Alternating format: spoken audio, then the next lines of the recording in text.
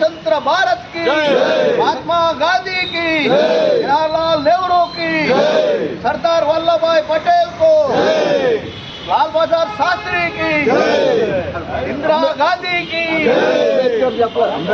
अंबेडकर స్వతంత్రం వచ్చి అయ్యా బాబు ముందు రండి ప్రెస్ వాళ్ళు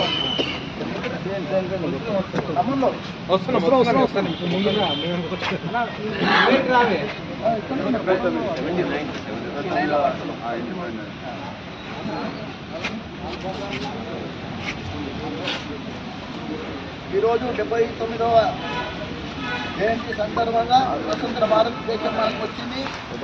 మన భారతదేశంలో మహాత్మా గాంధీ గారు, జవహర్లాల్ నెహ్రూ, సర్దార్ వల్లభాయ్ పటేల్, అదేవిధంగా బాబాసాహెబ్ అంబేద్కర్, బాబు జగజీవన్ రామ్ వీళ్ళందరూ పోరాట యోధులు.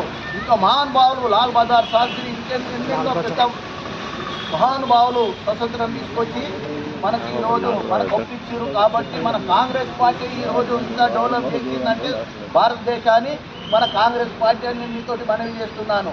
ఎందుకంటే 1947లో మనకు స్వతంత్రం వచ్చింది.